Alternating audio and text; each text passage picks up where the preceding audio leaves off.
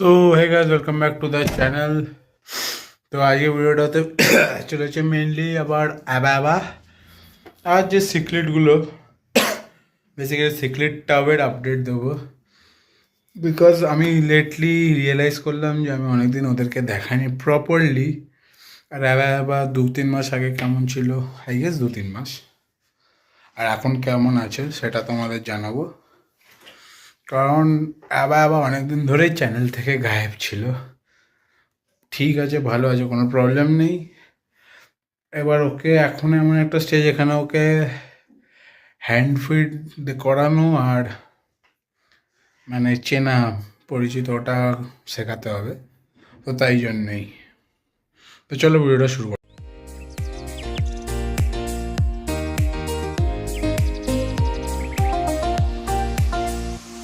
তো এই যে হুজে টাকার, এরা মেনলি লাইফ ফিড খায়। বাট প্রবলেম হচ্ছে যে অনেক সময় লাইফ ফিড পাওয়া যায় না, স্পেশালি শীতকালে তো একদমই পাওয়া যায় না। কেঁচো খায়, কিন্তু কেঁচো সবসময় এরা ফিড নিতে চায় না।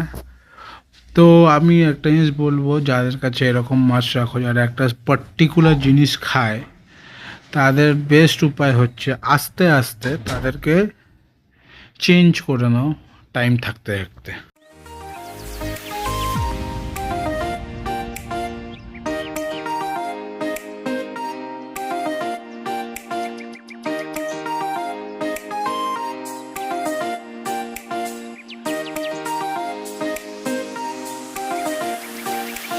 দেখো, যেগুলো পুরোপুরি কার্নিভোরাস মাছ, তারা মানে যারা খালি মিট মাছ খায় বা মাংস খায়, তাদেরকে দিতে যাবে না। যেরকম রেড টেল, ক্যাটফিশ, অস্কার, এরা অস্কার দানা খায়। অ্যারোবানা হয়ে গেল, ওরা অ্যারোবানা, অ্যালিগেটর, এরা মিট খায়। ছোটো ছোটো যে প্রেডেটর মাছ, তারাও মিট খাওয়া প্রেফার করে।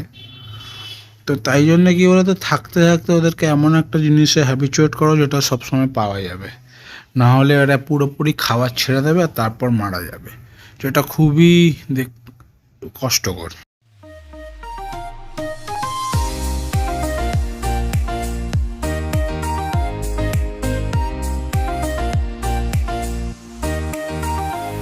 তো আমার বড় ট্যাঙ্কটা এমন অবস্থা হয়ে গেছে এখন যে অস্কার তো পারলে লাফ মেরে কোলে উঠে আসে খাওয়ানোর সময়।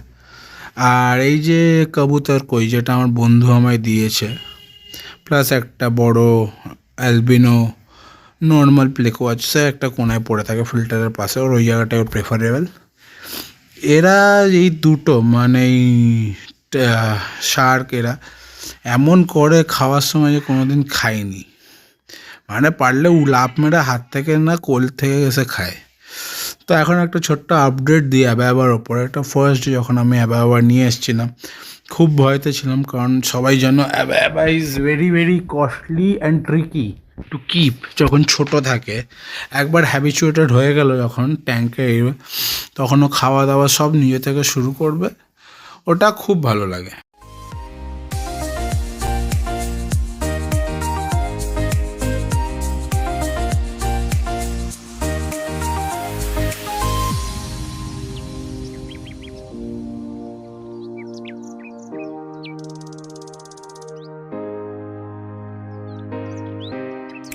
তো প্রথম প্রথম মানে মনে হতো যে কিছু হয়নি, তো কি হলো, খাওয়া দাওয়া করছে না।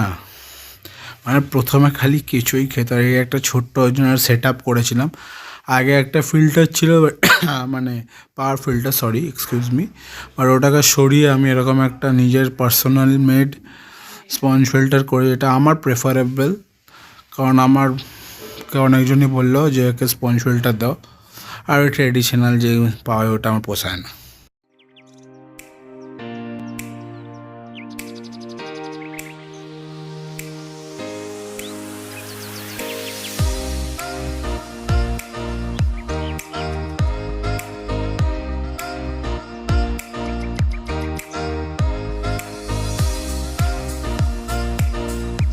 তো এটা হচ্ছে প্রেজেন্ট সিনারিও আমার অ্যাবার।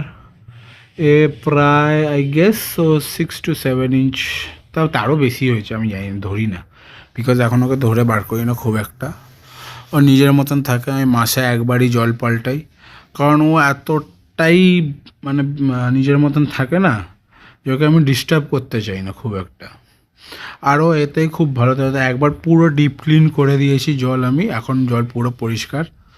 তো এখন এর মধ্যেই থাকে এই পাইপটা, আর এই যে যেখানে ফিল্টারটা দেখতে পাচ্ছি এই জায়গাটা ওর ফেভারিট, তো ও এখানেই থাকে। আর একেও আমি আস্তে আস্তে ট্রাই করছি যে কেঁচো থেকে সরিয়ে নিয়ে অন্য শ্রিম বলো বা এমনি ফিশ বলো ওতে ট্রান্সফার করে, তাতে যাতে ইন কেস আমি না থাকি তাহলে যে কেউ একটা শ্রিম ফেলে দিলেও খেয়ে নেবে।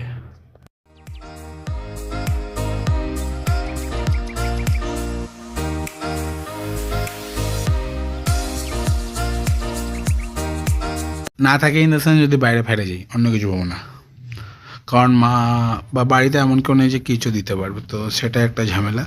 তো এর মধ্যে আমার সব দুনিয়ার সিক্রেট, মানে যেগুলো আমি কিনেছি আজ অবধি, মানে এই ইয়ার এন্ডের মধ্যে সব আছে। বানানা আছে, ইলেকট্রিক ব্লুজ আছে, একটা ড্যামেসনি আছে, আরও দুটো আছে জানি না নাম। হ্যাঁ, দুটো তেলাপিয়া মাছেরও বাচ্চা আছে, তারাও আছে এদের সাথে, কোনো প্রবলেম নেই। সব একসাথে থাকে, ঘোরাঘুরি সব করে, খাওয়া দাওয়া। হ্যাঁ, খাওয়ানোর মাছগুলো এর মধ্যেই ছাড়া থাকে, বিকজ এরা খেয়ে নেয় কিছুটা মেরে যায়। আর যেগুলো ধরো একদম ফ্রেশ মরা, মানে সেই দিনকারই সকালে মারা গেছে হ্যান, ওদেরকে আমি অস্কারকে খাইয়ে দিই। তো আমি তারপর একটা জিনিস তোমাদের শেয়ার করছি।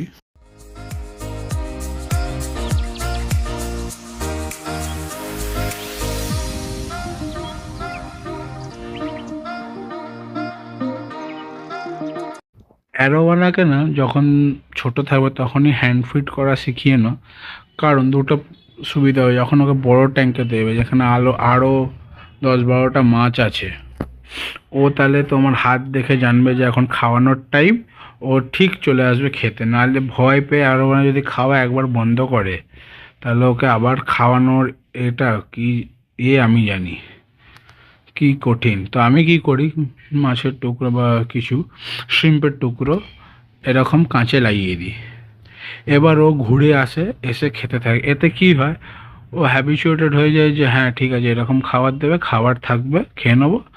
আর যেহেতু অল্প একটু হাতের গন্ধটা থাকে, তো ওর একটা থাকে যে হ্যাঁ ঠিক আছে।